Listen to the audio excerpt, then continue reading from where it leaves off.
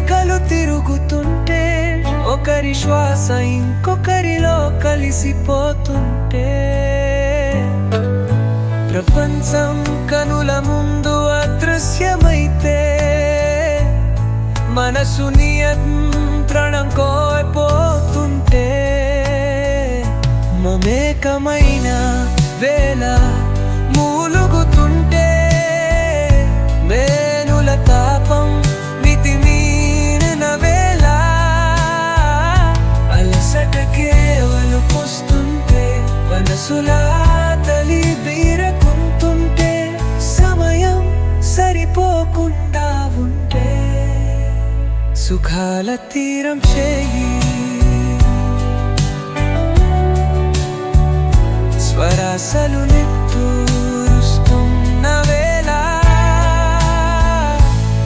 కనుల ముందు స్వర్గం కనపడుతుంది, కాళ్ళతో కాళ్ళు మెలివేసి ఉంది. మేనులు చాత పరిన వేళ మలిసిక్కుతో చిరునవ్వుల దరహసం,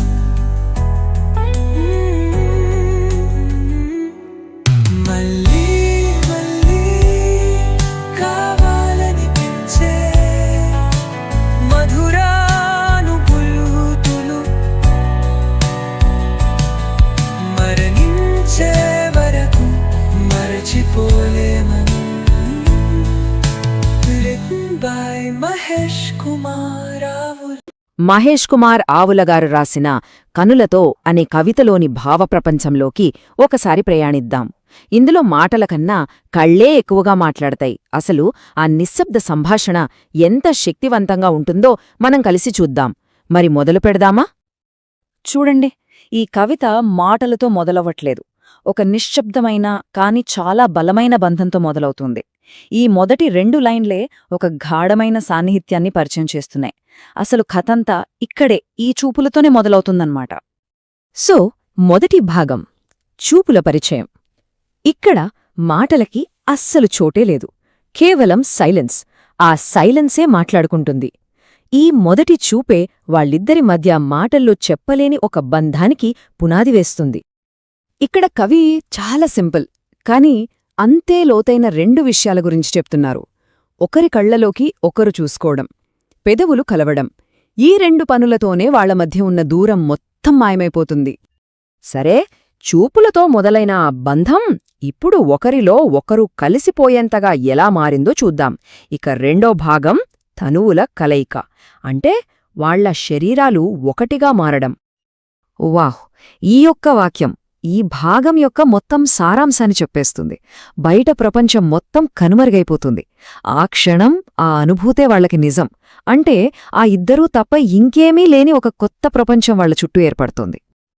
ఒక్కసారి ఆలోచించండి, ఒక అనుభవంలో మనం పూర్తిగా లీనమైపోయినప్పుడు మన చుట్టూ ఉన్న ప్రపంచం ఎందుకు కనిపించదు? ఎందుకు మాయమైపోతుంది? బహుశా ఆ క్షణంలో వాళ్ల ఏకాగ్రత, వాళ్ల ఎమోషన్స్ అంత తీవ్రంగా ఉన్నాయేమో. ఈ కవిత మనల్ని ఈ ప్రశ్న అడుగుతోంది. కవి ఈ కలయికను 3 రకాలుగా వివరిస్తున్నారు. 1 శరీరాలు కలవడం, 2 వాళ్ల శ్వాసలు ఒకటైపోవడం, 3 మనస్సుపై కంట్రోల్ కోల్పోవడం. అంటే ఇది కేవలం శారీరక కలయిక మాత్రమే కాదు, వాళ్ల ఆత్మలు కూడా ఒకటిగా మారుతున్నాయని అర్థం. ఓకే, ఇప్పుడు మనం ఈ ప్రయాణంలో అత్యంత తీవ్రమైన ఘట్టానికి అంటే క్లైమాక్స్కి వచ్చేశాం. 3వ భాగం భావోద్వేగ శిఖరం. ఇక్కడ ఎమోషన్స్ అన్నీ ఒక్కసారిగా ఉప్పొంగుతాయి. ఆ అనుభవం ఎంత పవర్ఫుల్గా మారుతుందంటే అది నిశ్శబ్దాన్ని బద్దలు కొట్టుకుని ఒక చిన్న మూలుగు రూపంలో బయటకొస్తుంది. ఆ సౌండ్ వాళ్ల ఏకత్వానికి, ఆ అనుభూతి యొక్క తీవ్రతకు ఒక సింబల్. శారీరక అనుభూతి దాని పీక్స్కి చేరుకుంటుంది. ఆ తాపం, ఆ వేడి వాళ్ళిద్దరి మధ్య ఉన్న ప్యాషన్కి అద్దం పడుతుంది. ఈ లైన్ చాలా ఇంట్రెస్టింగ్. ఇదొక అందమైన రూపకం. సాధారణంగా మనకుండే లిమిట్స్ని దాటిన ఒక అనుభవాన్ని చెప్పడానికి కవి అలసటకే అలుపొస్తుంటే అనే మాట వాడారు. అంటే వాళ్ల శ్రమకి అలసట అనే ఫీలింగే అలసిపోయిందట. ఎంత అద్భుతంగా చెప్పారో కదా! ఇక్కడ మనం గమనించాల్సిన ముఖ్యమైన విషయమేంటంటే ఈ ఫిజికల్ అండ్ ఎమోషనల్ పీక్ ఒక స్పిరిచువల్ మూమెంట్గా మారిపోతుంది. అది నేరుగా స్వర్గాన్ని కళ్లముందు చూసినంత ఫీలింగ్నిస్తుందన్నమాట. ఆ ఎమోషనల్ పీక్ తర్వాత కవిత ఒక ప్రశాంతమైన ఆలోచనాత్మకమైన దశలోకి వెళ్తుంది. ఇక చివరి 4వ భాగం మరుపురాణి అనుభూతి.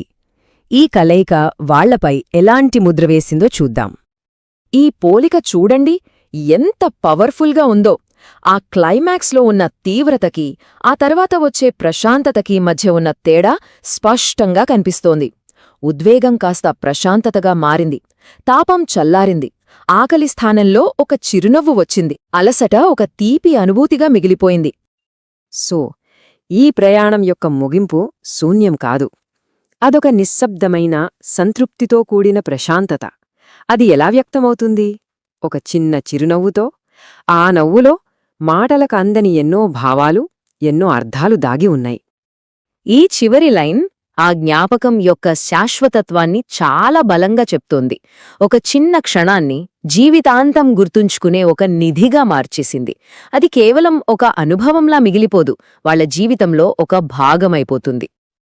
చివరిగా ఈ కవిత మనల్ని ఒక లోతైన ఆలోచనతో వదిలివెళ్తోంది. ఒకే ఒక్క మధురమైన అనుభూతి మనల్ని, మన జీవితాన్ని పర్మనెంట్గా ఎలా మార్చగలదో, ఆ ఒక్క క్షణం మనల్ని జీవితాంతం ఎలా వెంటాడుతుంది, ఆలోచించాల్సిన విషయమే.